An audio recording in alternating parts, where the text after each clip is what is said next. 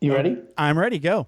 Okay, great. Hey, good afternoon, everybody. This is Aaron Hendon with Keller Williams at in Seattle, and I am happy to be on with Jeff Smith of Vroom Vroom Veer. That was a really good That's job. No, I like it. okay. Thank you. It worked. It worked. That's good. I've Okay. been practicing all night. Okay. I'm going to go away, and then when I come back, we'll start the show. Okay, great. Okay. Are you ready to thoughtfully steer away from your revved up, frenzied, and far too often scripted life? Then welcome to Vroom Vroom Veer with Jeff Smith, where he guides you down the road differently traveled by sharing unique experiences with guests who have managed to shift away from a life stuck on cruise control and veered their way into a more authentic and fulfilling one in all sorts of interesting and kind of remarkable ways. Get ready to Vroom Vroom Veer with your differently traveled road chauffeur, Jeff Smith. Michael Mendes, thank you so much for being on Vroom Vroom Veer, and welcome to the show. How's it going? It's going well. It's going well. So let's talk a little bit about Tasty Minstrel Games and what you got going on over there at playtmg.com. Okay. So what do you got going on? Oh, I didn't know that was my cue. Sorry. That's okay. Don't worry about it. We publish board games, so physical games in real life, not on the phone, not on a computer. Right. And I say we publish them. It means that we act more like the way Simon and Schuster does for authors. Okay. We do that for games, Right. for game design. Kind of like what Steam does for video games. Kind of like that, except if I could deliver them digitally, I would be very pleased.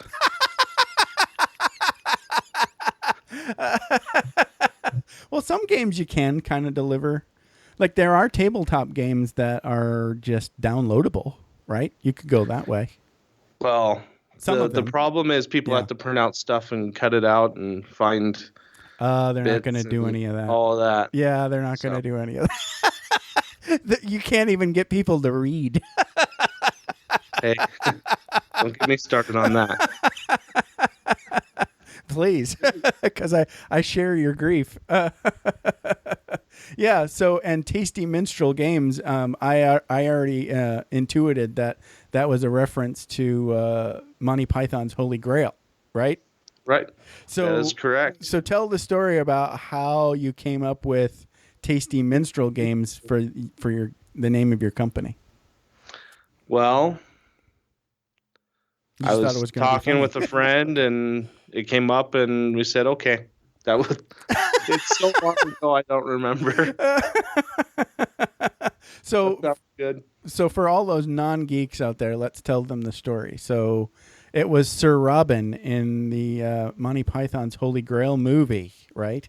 He had a Right. bunch of minstrels, like And- at least 3 or 4 of them, I think. Yeah, and Yeah. because Robin ran away a lot, they were Right. super annoying. They would have songs about how he ran away. Bravely, He ran away.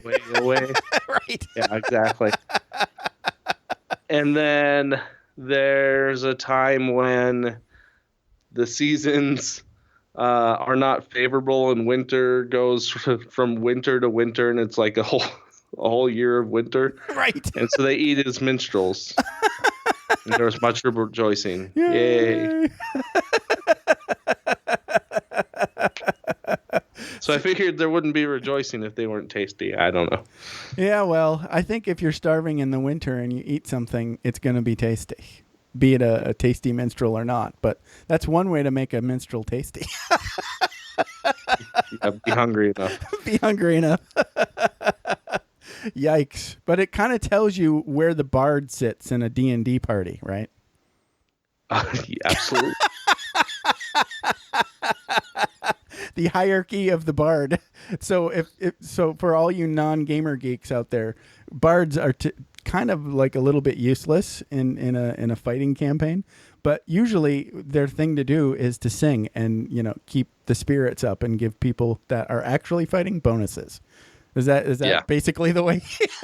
Yeah. So if you ever play a bard, you're kind of always like you've got to keep your head low, and hope nobody kills you. Yeah. Right. You got to keep doing favors for people that can actually fight.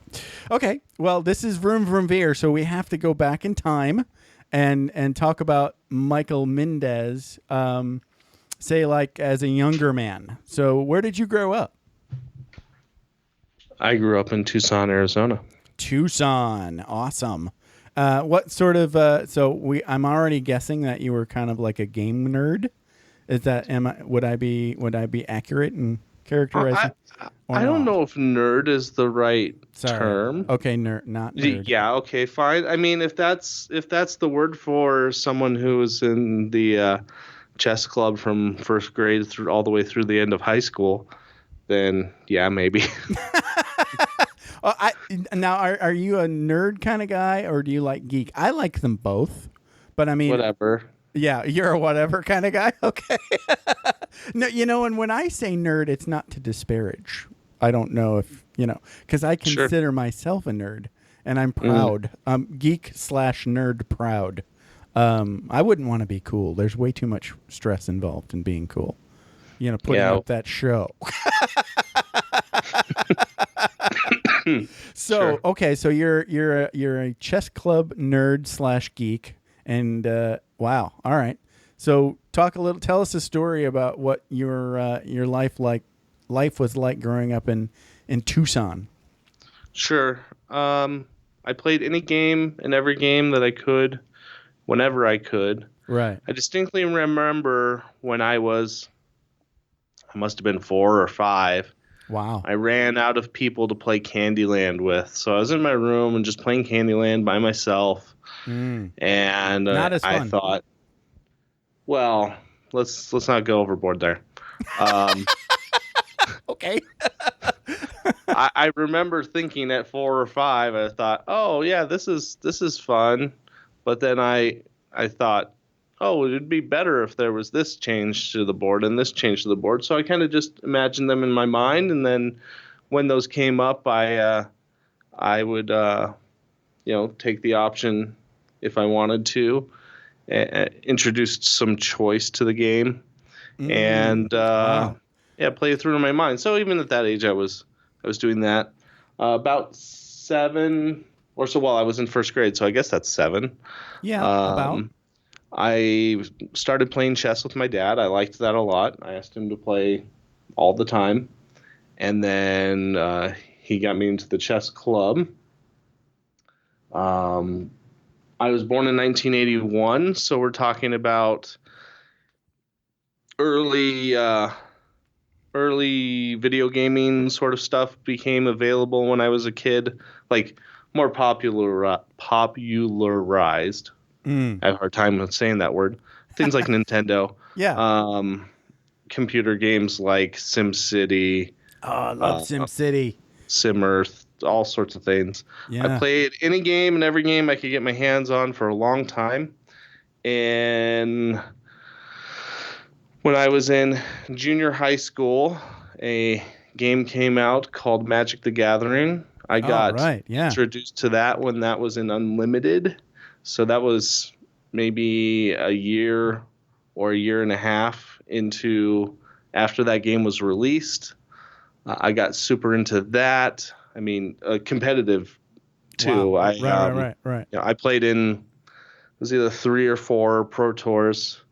I feel like I was too young to be able to have the choice to travel enough to things to qualify more. But that's okay. Was it fun, or did it feel like work? No, it was absolutely fun. Oh, great. Phew. It was absolutely fun. And did you win a couple of those? Pro Tours? No. Okay. Qualifiers, yes. That's how I got to the Pro Tours. Gotcha. No, I never even placed well in any of them. Okay. But then... And how old were you when you were doing that?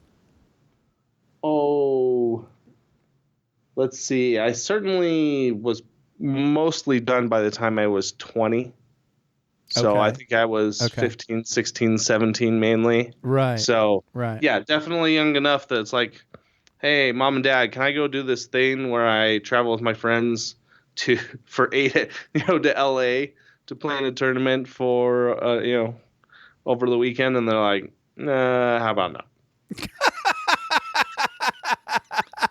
Things that were in Right. Tucson, which was very, very rare. Things that were in Phoenix were fine. Okay. But you get past a certain distance and it's like, no. Right. Wow. Fun. Which is reasonable. I don't No, it makes sense. Yeah. Yeah. No, it makes sense. Right. Being a parent of 4, I think that's quite reasonable. Right. Well, I think it was, just to get to do what you did was pretty damn cool. I mean, it meant that you were probably better than, most. So you had some sort of like not only love, but like some serious like chops at something that's really difficult. Yeah. Magic's not easy. I mean, you've got to be doing a lot of crap in your head, really fast. I'm a little bit of a competitive gamer. Right. Yeah, I get that. And then eventually I got into Euro games, starting with Settlers of Catan in about the year 2000, and then Carcassonne came along and Puerto Rico, and then I went down that rabbit hole when that rabbit hole became available. Right. And so that's a little bit about me. Yeah. So did you end up going to college at all, or did you just skip right over that and start a business?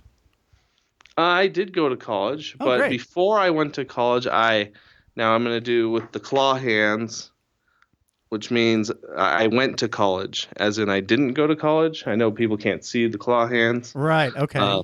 Gotcha. So I was fortunate enough that my parents had the means and the willingness to support me while I went to college. So I, air quotes, went to college, and when I didn't go to class, which was almost all the time, I played games. Wow. Video games. I had a job at the time, so I would go to work. Basically, my life was playing Ultimate Frisbee, working, delivering pizza, and playing games. And not going to class. And not going to class and telling my parents I was going to class so they would keep supporting me. Yeah. Well, that sounds like a good strategy until they find out you're not going to class, right?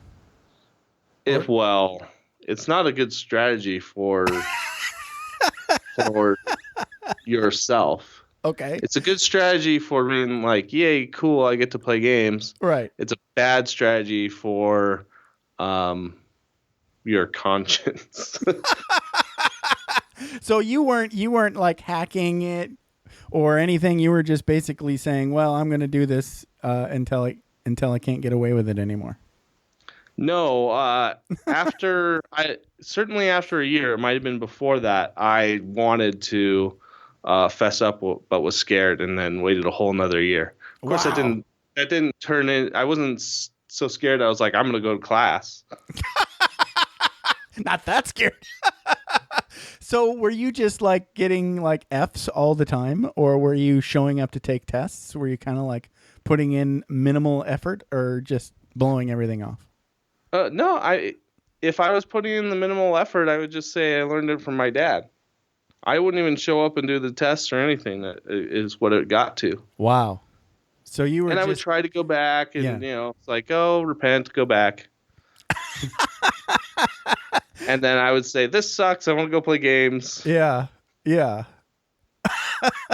That's the best. So let me ask you this, because I have a theory about what's going on. Did you have any older siblings?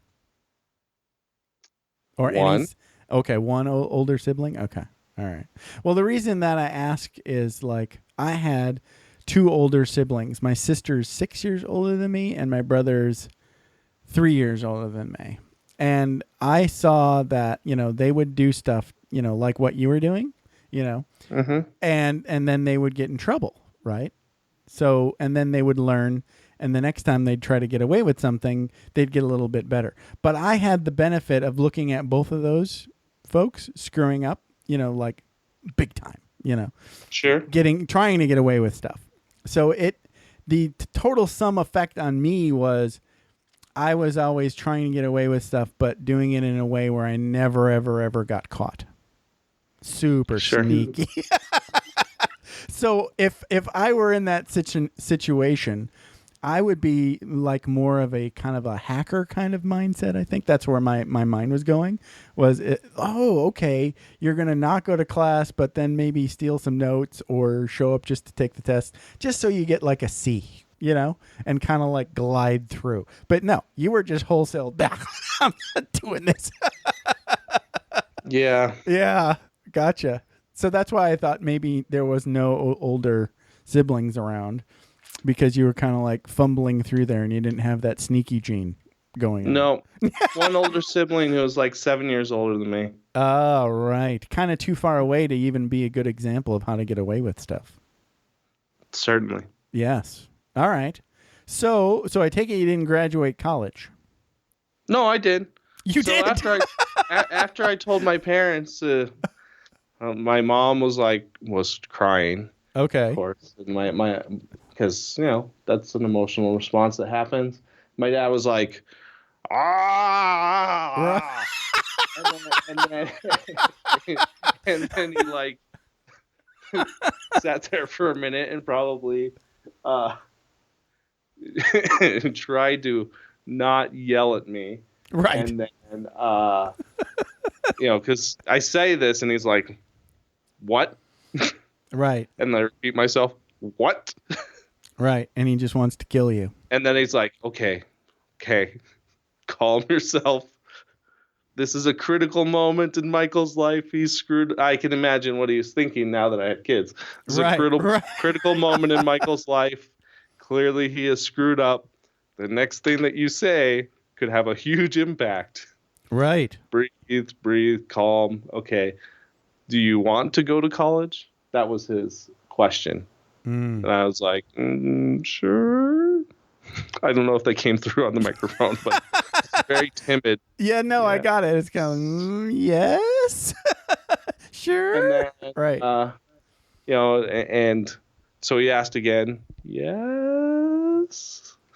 He asked again, yes. Okay. So let's figure out what we're going to do.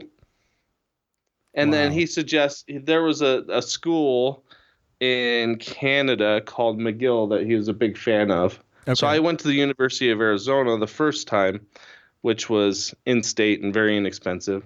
And then he suggested McGill, which was in Canada and would have been very expensive. And I said, Dad, no. After what I've done, I cannot. If you insist on continuing to be okay with supporting me while I go through college, right? I cannot allow you to spend that much money on it. Right. Because you've only I wouldn't feel right. Right. Yes. Oh, look at you. Right. So okay. I don't feel right enough. This is going to make it worse. So right. There's three major public schools in Arizona. Okay. There's two really major ones, and the other one is like a regular college that just isn't huge. Okay. So the University of Arizona, which I had gone to, and they said, don't come back. Right. ASU, who's the sworn enemy of the University of Arizona, and I grew up in Tucson, so I said, I'm not going there. Okay. And my dad went to the U of A, and so he said, good. I said, so that leaves that leaves Northern Arizona University in Flagstaff, which because of my SAT scores, I would be automatically admitted, no problem. Okay. And so that was, I think, August. I told them it was like 2 or 3 weeks before school started. Right. And my dad made all the phone calls and everything. It was like, okay, cool, you're in. Wow. You're in. You start in 3 weeks, and then we went up there and got everything taken care of. I think so at this point in my life, I understand personally that if I don't do something basic, if I don't do something immediately, the likelihood that I actually do it goes down significantly. So maybe he was thinking of that. Okay. Right. Okay. So it's like, okay, He wanted school to get starts you in 3 weeks. right. You're going to be there. Yeah. Yeah. Right. I get it. Okay. So, and this time, you don't just screw around and not go to class.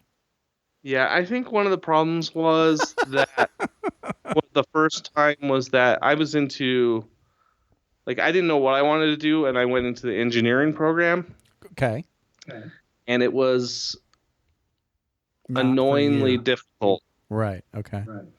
I mean, so in general, I'm very good at math, but I hit a math ceiling at Calculus 2 because of not memorizing trigonometry functions. And so I couldn't go past that really Right. without an enormous amount of effort, Sure. which I did not have to exert all the way up to that point, right? It was like, yeah, normal amount of effort. I get this. It makes sense. Mhm. Calculus 2 would have been, is like what most people struggle with getting to through algebra, right? Okay. So it was like algebra. Yeah, that's the way I think of that. So I said, okay. And I studied philosophy at NAU. Philosophy. That's awesome because there's no wrong answers. There are wrong answers.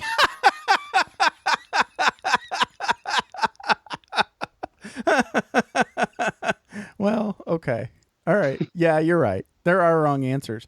But you could take the position of the wrong side and try to as long as you defend, argue that's fine. effectively, yes. Right. Yeah. I took one philosophy class somewhere along the line when I was in the military, and I figured out that it was always in your best interest to figure out the position of the professor first, so you could agree with them. Yeah. Especially if you didn't really have an opinion. Thankfully, the philosophy program at Northern Arizona University was pretty good. Was like quite good. It's certainly a small school compared to the University of Arizona. So the entire philosophy department had maybe 5 or 6 professors.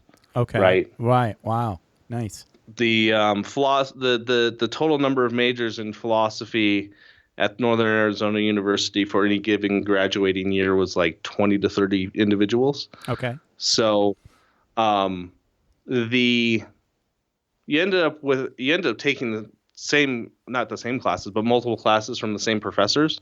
Okay. And, so you get to know them. You get to know them, but it definitely was not argue for my position and you'll get good results. It was argue cogently and you get good results. Gotcha. So your position really didn't matter. It was okay, right? That's what I meant, like when I said like there are no wrong answers. Of course, there are wrong answers. Based on like say I don't know historical facts or something. Sure. That's yeah, I get it. Yeah, but you can. It's more of an opinion based thing than say engineering. Yep. If you get the math wrong, it ain't gonna look right. Right. Okay. So now you are armed with a bachelor's degree in philosophy, and you are headed out to the job market, and you are qualified to be a busboy or a wait staff in any restaurant nationwide. That is what I thought. Okay. But when I was in school, I actually applied for a job at Chili's. Okay. Turns out I was not as good looking as this person who I knew who actually also applied for a job at a similar time. Gotcha. And granted, she was much better looking than me. That's about all I had to say about that. I was like, no, you cannot take people to their seats because you don't look like that. Wow. I'm like, yeah, can't blame you. You're like, yeah, okay, I get it. I see what you're going for. So Okay. A couple of years before I graduated, I got married. We were going to have a child right when I was graduating. I went to work with my dad as a financial advisor. I knew I would be good at it and like it and excel at it, and I would be able to Cool. feed my family. Yeah, for sure. So did that. Lovely. Wanted to make games, was planning on that, but then realized, I really should make sure I can feed my family. So That's yeah, did that. probably a good plan. So then you've got your financial advisor job. You're working. You've got now a brand new family, and at what point do you start making games for fun, like on the side? Is that like right away, or No, not no? right away. Did you It keep took, playing games this whole time too? yes, of course, yes. Okay, good. It took, so as I said, I figured I would be good at it and excel and all of that, which was true. But despite that, sometimes just whatever, bad day, I don't know, I would come home and say, yeah, did this, things are going great, but I'm not doing something with games. I would say this to my wife, and I don't know, after 5, 6, 7 times, and these were, this would happen every 3 weeks or 5 weeks or 6 weeks. It's not very frequent, so it took several years to get through enough of these. And she said, I don't remember exactly what she said. She said something like, we are going to be together forever, and I'm going to get tired of hearing this. And I want you to do what you want to do. And so just, okay, start doing something. And then I had to figure out what. Right. Started publishing games. And Okay. that was in 2009. March of 2009 formed the company. I started in May of 2005 as a financial advisor. Right. Okay. So it's 4 years later. 4 years later. Right. Decently consistent, but it's not games. It was a productive 4 years of whining. Yeah. I've had enough. Yeah.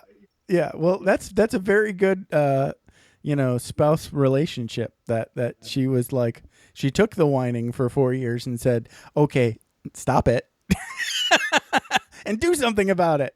That's pretty cool. And then I had permission. I said, yes. Right. Exactly. It worked out. See? So it's somewhere along the line you learn how to be snaky. A little bit. If you only knew. Do you think I could have gotten away with that for 2 years without being a little bit? No. I mean, you had to be very sneaky. That's true. I mean, there's levels of sneakiness. Yeah. So good on you. Okay, so you start the company in 2009, and it's, to begin with, it's more like just a side hustle, hobby kind of thing, right? And you want it to be a real, no kidding, business from the start, but you keep your job, right? Yeah. Okay. So how did that all play out? Made games, kept working on it. I mean, I don't know.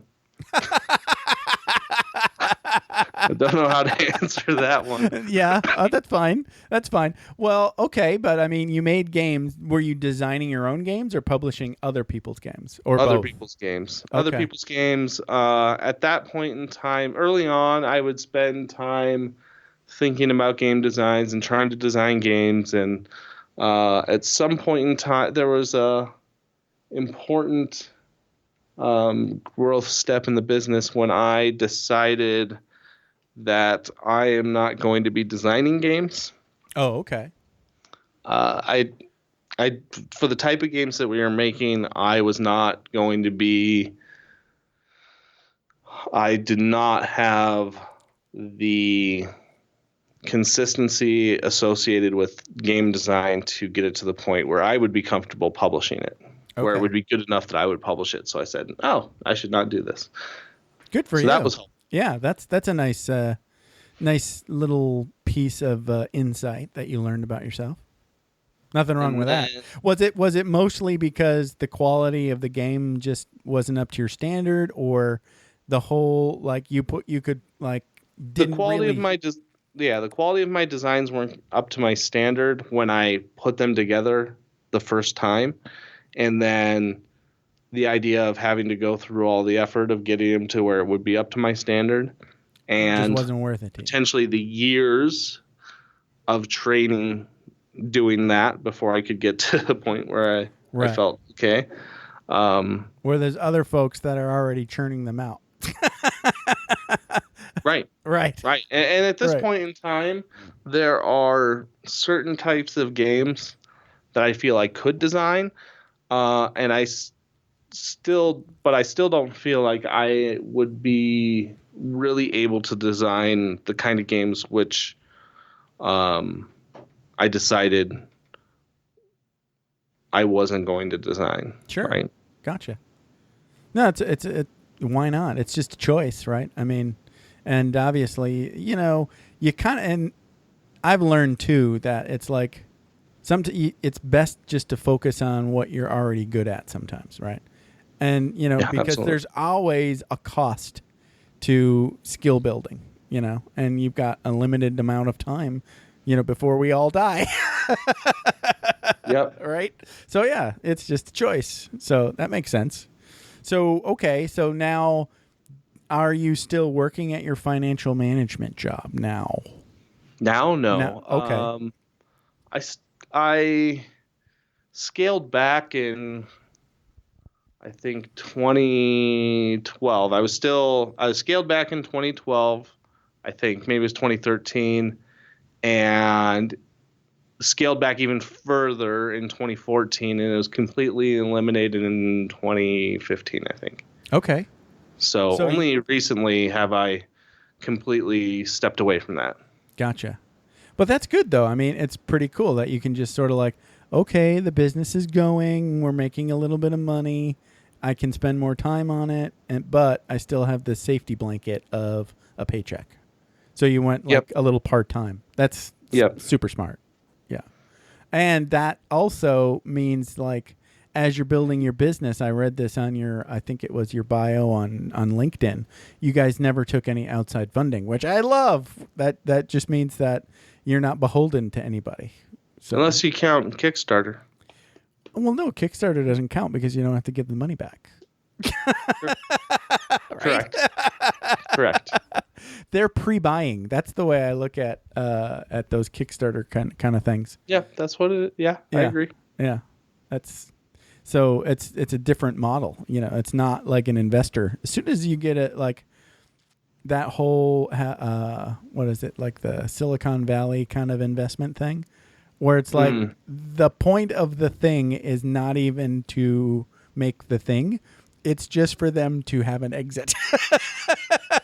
It's just, all right. I'm like, really? That's the game? Yeah. Once I figured that out, I was like, wow, I don't want anything to do with that. That's just like when the thing inside the machine, like the widget, is just a widget, and you'll like keep spinning your wheels until you find the widget that sells and then sell the company. Yikes. That whole no thank you. Right? Yeah. Right. Right? Sounds awful. No thank you. Yeah. Anyway. So, okay. So now you are a full-time game publisher, I guess, right? Sure. All right. Absolutely. So tell us a little bit about how that looks. I mean, how many games do you have? And I don't even know how that would work. What's the relationship between game designer and publisher? Sure. And how do you find those guys? Yeah, that's a lot of questions. Sorry, I'll slow down. No, that's fine. I can answer them all. Okay, good. We have released about 50 games at this point in time, and we have the capacity to release anywhere from certainly 12 would be on the easy end, but even up to 20 something new products every year. Okay. That's pretty including good. expansions. Yeah.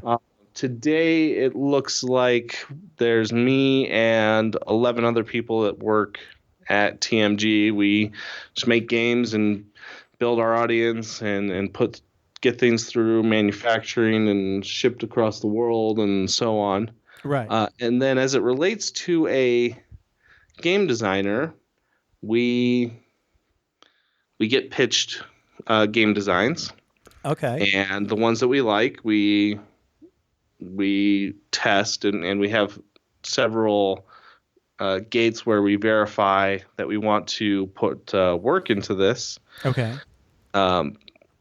Is it fun? Do we like it? Do other people like it? We get quotes, make sure that it's financially viable at the price that the product should be at. Mm-hmm. Then we get a contract, and then we can work on it. So you're involved in the actual game development at that point too? Yes. Okay. Yes. Gotcha. Game development in the sense of updating and changing the rules. Right. To where they will be better. Yeah. Not computer programming. No. Right. It's almost like a producer role, right? You're optimizing. Absolutely. That's absolutely what it's like. Right. That's amazing. That's fun. It is. It's like when we were talking in the pre-show chat, you're kind of like Steam but for physical games. So Steam is I don't know how involved they get on the actual game except for just approving it to go on their platform. Yeah, me neither. I don't know. I know they used to be more involved, and their Valve is a really cool company. And they're very much into like they don't take any funding either, right? So I just love Valve as a company. I'm currently addicted to this game called No Man's Sky. Have you ever heard of that game? Yeah, I've heard of it. Yeah. It's not as bad as everybody says. Well, there were some people that I know that were super excited, and then I didn't hear anything. And when I went to read stuff, they're like, "Oh, this game has these problems." Yeah. I think it's probably gone down in history as like the most hated game at the day or two after launch. There was this gigantic hate parade, and even more than like Diablo 3 when you couldn't sign in. I don't remember that was launch. a big one. That it might be as epic, but let's just say in 2016 it was probably the biggest hate parade.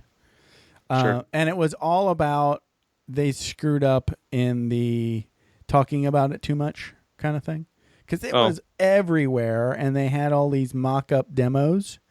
Mm-hmm. And see, it's just like a very small team in England that made this game, right? Right. So they're indie, and they got a deal with Sony to be exclusive on PlayStation. So all of a sudden, this small little company that's only really got like a couple of games, they're now going to sell a $60 game on PlayStation. I think that was an interesting experiment, to say the least.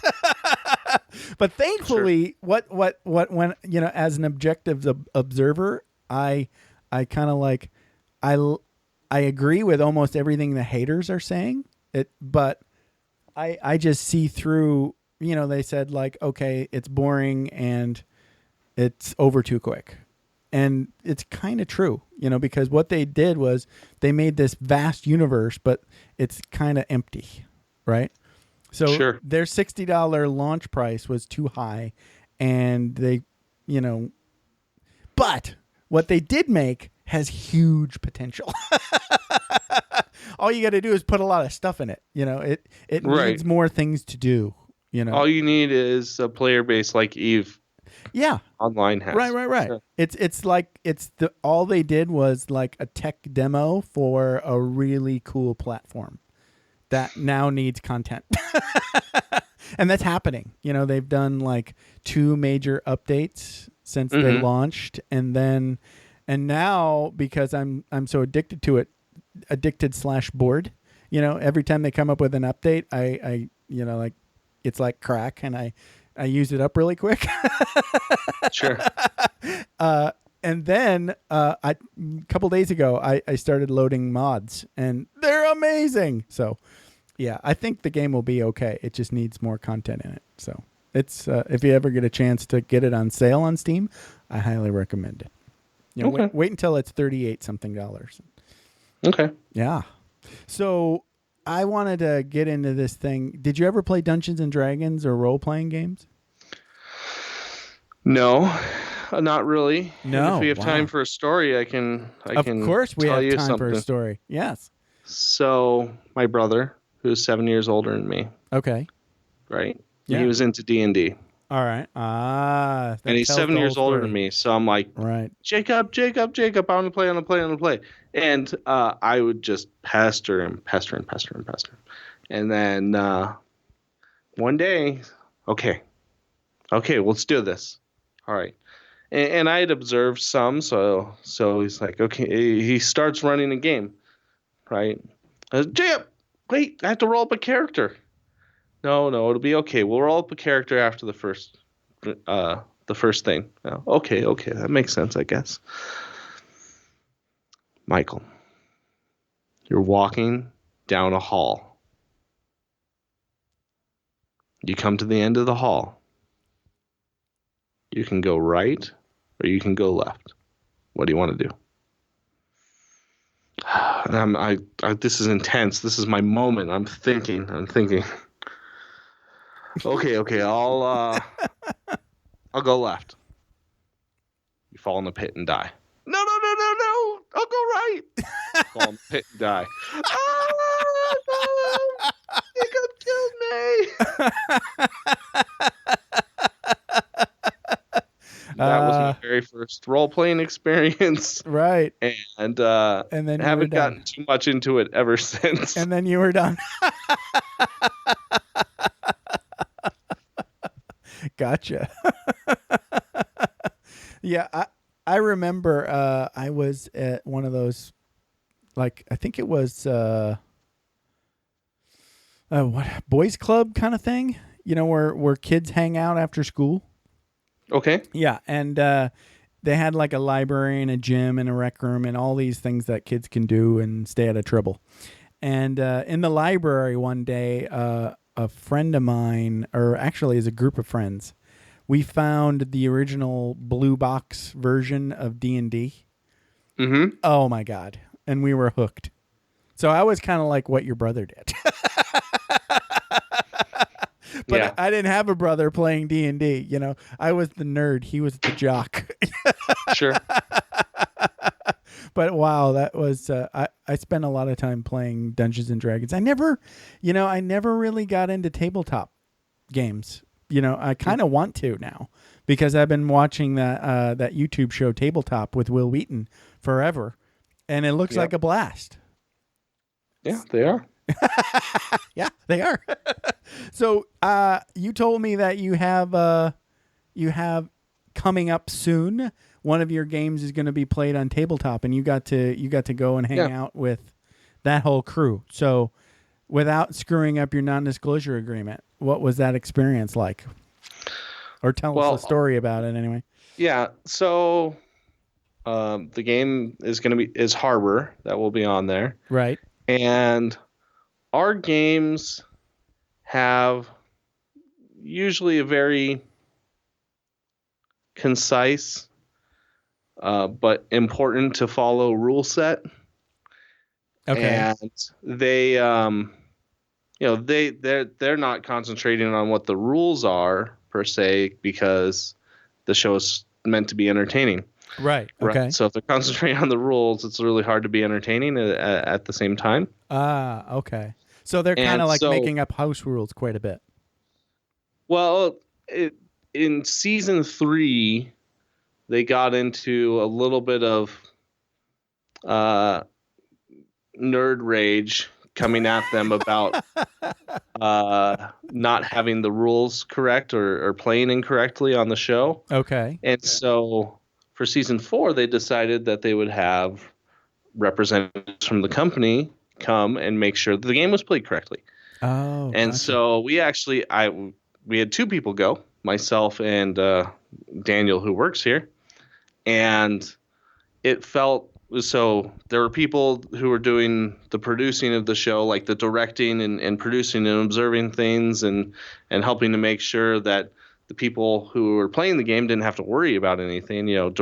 This camera should go in and do this. And they had like 7 cameras or something like that. They had one for close up on each person. They had ones for close up on each like group of 2. So that's 6 cameras. They had the overhead one, that's 7. And I think they might have had 2 more. So there would have been a total of 9. Wow. That's a lot of cameras. Yeah, there was certainly one person who would like follow things around, and yeah. So whenever there was something that was happening incorrectly, we just observed it and were like, "Hey," to the director, because we need to be super quiet. "Hey, they did something wrong." "Oh, what?" And then it's like, "Oh, yep, that was wrong." "Hey, over there. Yeah, remember when you did that? Yeah, that's not right."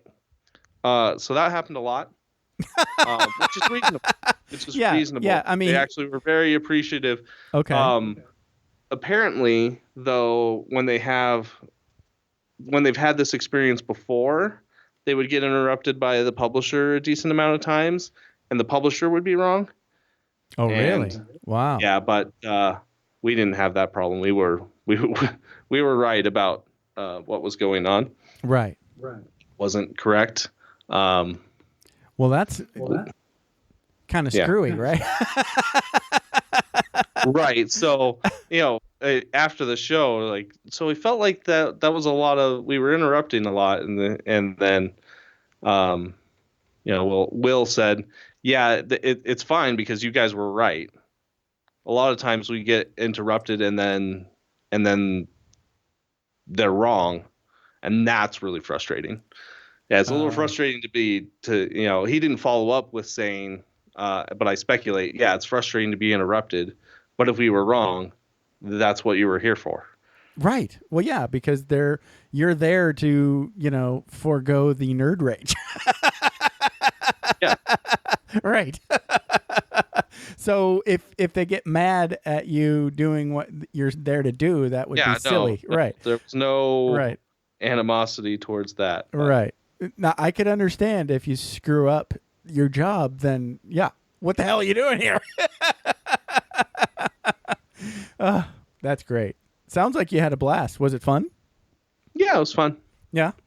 How long did it take? Was it like an all-day thing? We reserved an entire day. We didn't need the entire day, though. Gotcha. Okay, cool. Nice. Very fun. Well, this has been a blast, Michael Mendez of Tasty Minstrel Games. Thanks, Jeff Smith of vroomvroomveer.com. And you are at playtmg.com. Yep. Yeah, this has been a blast, and I had a lot of fun nerding out with you. Yeah, thanks. Thanks. All right, you have a good one. You too. Thanks, Jeff. See ya. Thanks for taking the time to ride along with us on another episode of Vroom Vroom Veer. For podcast info and show notes, be sure to head over to vvveer.com. That's VVER.com. Man, that's fun to say. And we'll catch up with you next time here on Vroom Vroom Veer.